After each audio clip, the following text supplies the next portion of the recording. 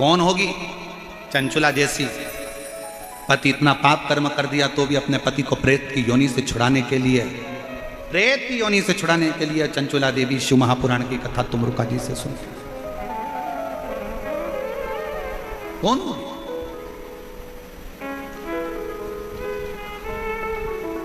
पति कहता है मेरी पत्नी मुझसे प्यार नहीं करती, मेरी पत्नी मुझसे प्रेम नहीं करती। प्रेम नहीं करती तो चतुर्थी का व्रत नहीं करती, खाना खा के निपटा देती। चतुर्थी व्रत करा, करवा चौथ का व्रत करा। बच्चों से प्रेम नहीं करती तो संतान सप्तमी का व्रत ना करती। एक नारी का पूरा जीवन खुद के लिए कुछ भी नहीं है। व्रत करे तो पति के लिए, बच्चों के लिए, सोमवार मंगल बुध गुरु शुक्र शनि जो करती है बच्चों के लिए। शरीर में बीमारी होने के बाद भी खड़ी होकर प्लेटफॉर्म पर भोजन बनाती रहती है। रसोई घर में बुखार है तो भी बच्चों का टिफिन बनाना पड़ेगा। सुबह बच्चे भूखे चले जाएंगे, पति ऑफिस क्या लेकर जाएगा? बेचारी अपने लिए क्या जीती है, क्या जीती? और उसके बाद भी उसकी जिंदगी में क्या प्राप्त होता है? केवल ताने, अपशब्द, अपशब्द। चंचुला देवी से तुमरुका जी ने कहा था, सुन चंचुला, तेरा पति प्रेत योनि में पड़ा है, उसको पड़े रहने दे, क्योंकि उसने बेकार कर्म करा है। उसको क्यों मुक्त कराना चाहती है? जो तेरा ध्यान नहीं दिया, पर स्त्री में लगा दिया, एक वेश्या का संग पकड़ लिया, रानी का हार चुरा के ले आया और रानी का हार भी ले जाकर देने लगा तो उस वेश्या को देने लगा। तेरे घर का जितना धन था वो वेश्या को ले जाकर दे दिया। वेश्या के बच्चों को पालता रहा और खुद के बच्चों को नहीं पाला। तू ऐसे पति के लिए शिवपुराण की कथा सुन रही है? ऐसे पति के लिए?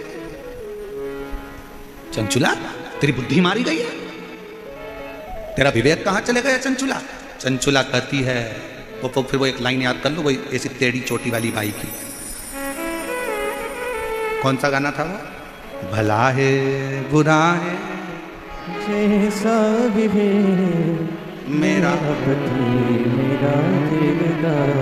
वो टेढ़ी चोटी वाली बाई फिल्म में गाई यही गाना, फिर याद करो। दो कहा तुमरुका जी ने, ये तेरा पति तो प्रेत है, गलत योनि में पड़ा और तू उसके लिए कथा करा रही, उसके लिए। चंचुला देवी का शब्द अगर आप सुनोगे ना शिव महापुराण की कथा का, मैं तो कहूंगा पूरे जयपुर वालों के भाग्य हैं जो आपको ईसर गोरा शिव पुराण की कथा मिली है। यह संवाद, और इस कथा को केवल यही नहीं, 272 देश इस कथा को सुन रहे हैं।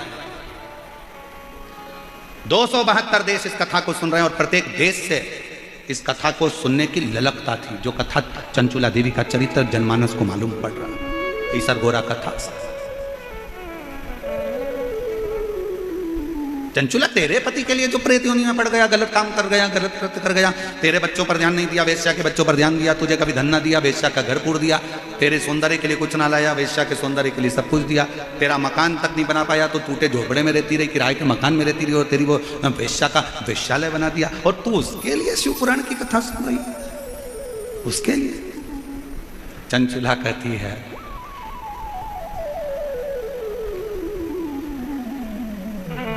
जिसके साथ मेरे 7 फेरे डले हैं, मैं उसके एक जन्म अगर उसका बिगड़ गया तो उसके 6 जन्म बिगड़ने नहीं दूंगी।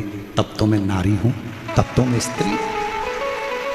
7 जन्म के लिए 7 फेरे डले हैं विवाह के। मान लो उसने एक जन्म अपना बेकार कर लिया, वेश्या के चक्कर में लग गया, पाप में लग गया, और उसके 6 जन्म तो नहीं बिगड़ने दूंगी, 6 जन्म तो नहीं बिगड़ने दूंगी। गुरुजी, मेरा पति बहुत दारू पीता है, मैं तो इससे तलाक ले लूंगी, मुझे नहीं रहना इसके साथ। क्यों नहीं रहना? क्यों नहीं रहना? रहो, तुम्हारे अंदर के तेज पुंज को प्रकट करो और भगवान शंकर की ऐसी भक्ति धारण करो कि धीरे धीरे तुम्हारा पति वो दारू के नशे से दूर हो जाए। हर चीज का जवाब तलाक नहीं होता कि 2 मिनट में तलाक ले लिया और कहने वालों ने बस तलाक तलाक बोल दो, तलाक हो। ना ना ना ना, रहो उसके साथ। और मालूम पड़े तलाक ले भी लिया और दूसरी जगह फिर हम ब्याह की तैयारी करने लगे और अभी तो मालूम पड़े था कि भेरू मिला था और आने वाले समय में और सिंदूर चढ़ा, भेरू मिल गया तो क्या करोगे? इसलिए जैसा मिला है फिर वही वाली बात आ गई। चलो गाओ, बुरा है, आवाज ही नहीं आ रही तुम लोगों की, जरा बोलो तो। भला है जय मेरा पति मेरा दिलदार। बहुत जोरदार गाते हो आप लोग, एक बात पे नजर उतार लेना घर जाके, बहुत जोरदार। अच्छा है, स्मरण होना चाहिए आप लोगों को, ये चित्तवृत्ति में होना चाहिए। उसका एक जन्म बिगड़ गया पर 6 जन्म उसके नहीं बिगड़ने दूंगी, तो धर्म पत्नी है। और अगर सोचे कि मेरी जिंदगी बेकार हो गई, मेरा जीवन बेकार हो गया, तो 6 जन्म कैसे निकालोगे, कैसे? यहाँ तो जन्म की बात है साहब, जन्म।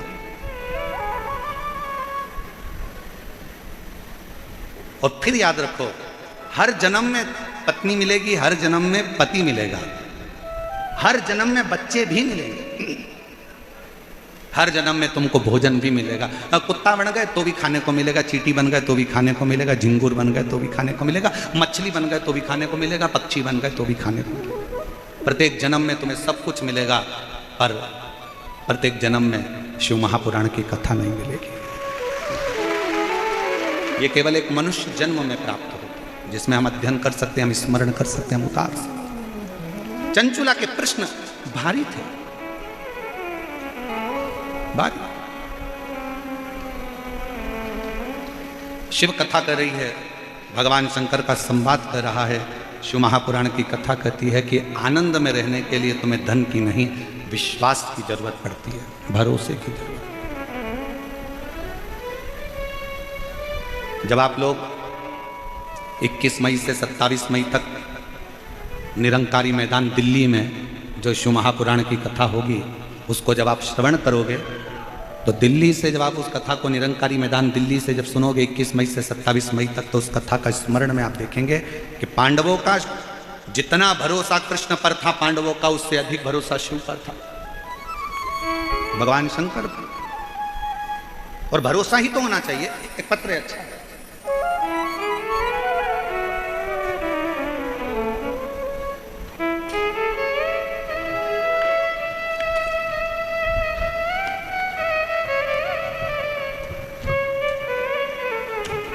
इसमें भी ईश्वर गोरा जी लगा के भेजे, पत्र में भी है। आनंद कंवर, पता है सोडाला, रामनगर वेद विला, डी कॉलोनी, जयपुर। मेरा मोबाइल नंबर ये है।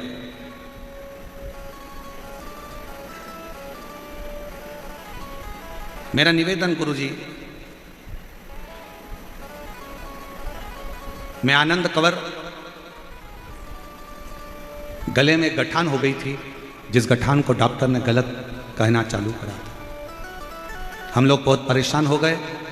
तब हमारे पड़ोस में रहने वाली आंटी जी मंजू कंवर, जिन्होंने अचानक से घर आकर यह उपाय बताया कि मंजू कंवर जी, महाकाल में सीहोर में एक बार जाओ, वहाँ रुद्राक्ष लेकर आओ, बाबा से कंकर शंकर पूजन कर कर आओ, डॉक्टर ऑपरेशन का बोल रहा है, एक बार शिव पर भरोसा कर कर दे।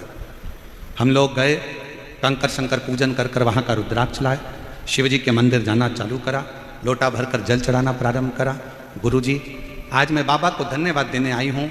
डॉक्टर ने तो गले में जो गठान हुई थी उसका ऑपरेशन का बोला था, पर मेरे बाबा ने, पत्र को आप लोग एलईडी पर पढ़ सकते हैं, मेरे बाबा ने 15 दिन के भीतर गांठ व दर्द को समाप्त कर दिया, और गठान भी पूरी मेरी 15 दिन के अंदर समाप्त। 15 दिन के गठान। कहीं बैठे हो तो एक बेलपत्र लेने के लिए आ सकते हैं। शिव भक्ति किसको कहते हैं? भगवान शंकर का एक पत्र अच्छा है,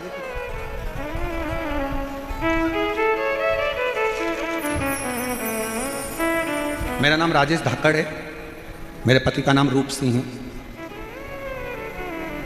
मेरे बेटे का नाम सचिन कुमार धाकड़, मैं जयपुर आगरा रोड की निवासी हूँ। मेरा मोबाइल नंबर ये है, कहीं बैठी हो तो आ सकते हैं।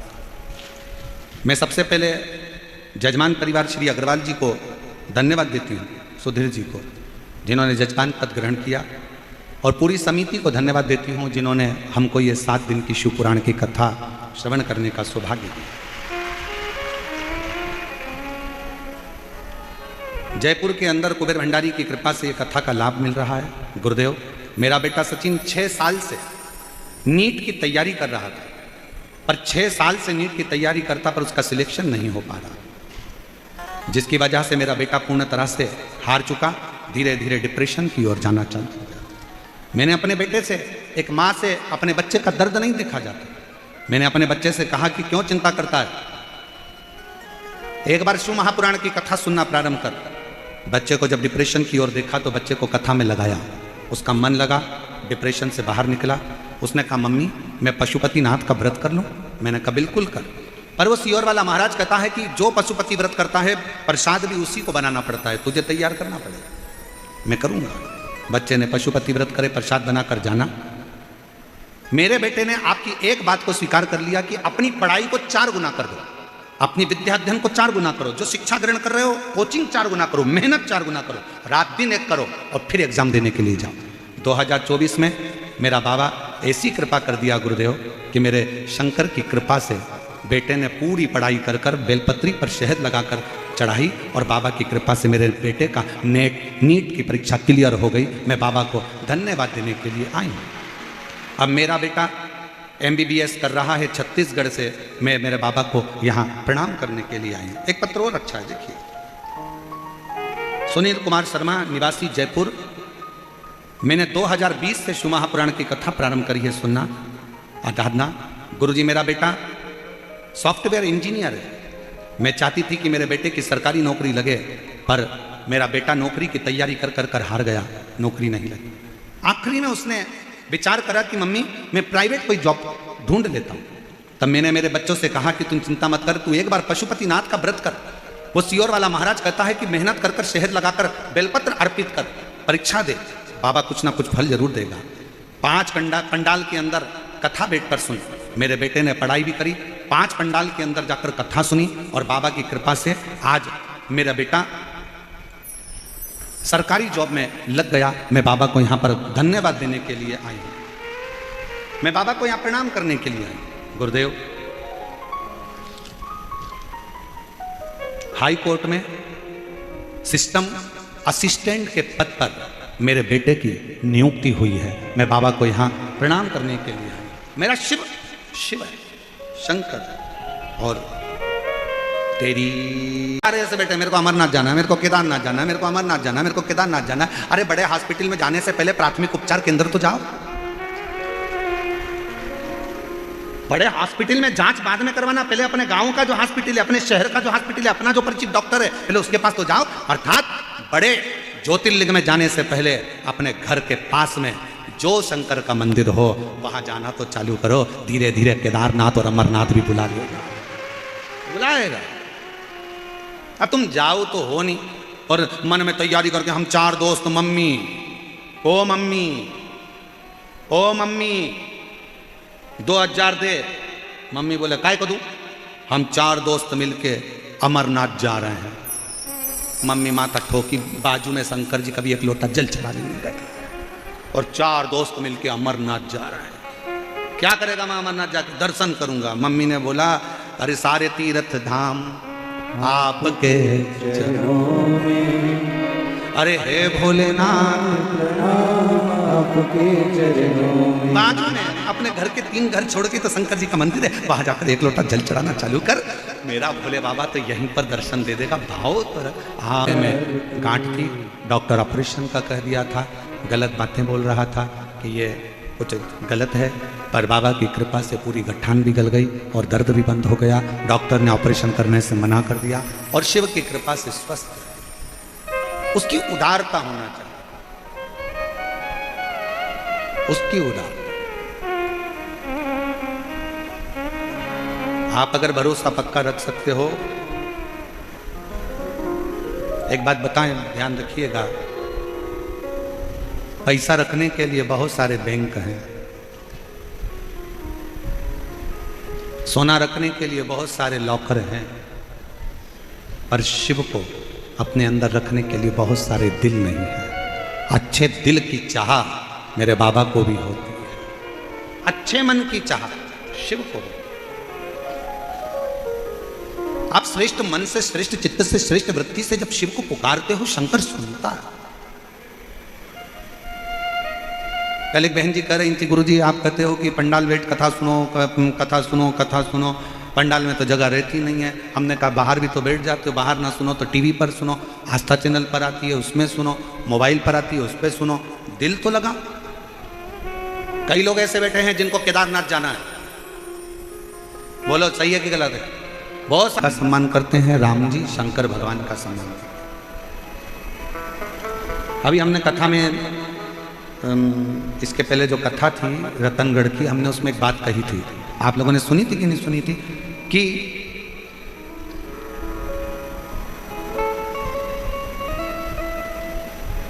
तुम्हें कितना भी गुस्सा आए, पति को कितना भी क्रोध आए, पुरुष को कितना भी चिड़चिड़पन आए, निवेदन है सारा क्रोध सारा गुस्सा बाहर छोड़कर आओ, घर के अंदर लेकर मत। घर में अगर तुम नारायण बनकर रहोगे तो तुम्हारी पत्नी लक्ष्मी बनकर तुम्हारे चरण रोज दबाएगी प्रतिदिन। और तुमने सोचा कि मैं घर के अंदर शेर बनकर रहूं तो तुम्हारी पत्नी भी शेरा वाली बन जाएगी। उसको बनने में देरी नहीं है। आप नारायण बनकर रहोगे तो वो लक्ष्मी बनेगी, आप शंकर बनकर रहोगे तो वो पार्वती बनेगी, आप ईश्वर जी बनकर रहोगे तो वो गोरा जी बनेगी, आप गणा बनकर रहोगे तो वो गोर बनेगी, आप अगर शेर बनकर रहोगे तो वो शेरा बनेगी। उसमें कोई अंतर नहीं है। ये आपके ऊपर निर्भर करता है कि आप घर में कैसे आ रहे हैं। शंकर भगवान अपने घर में जब भी रहते हैं तो सिर पर गंगा का जल हमेशा भरा रहता है कि घर के अंदर जब भी रहना अपने भेजे को ठंडा कर कर रहना।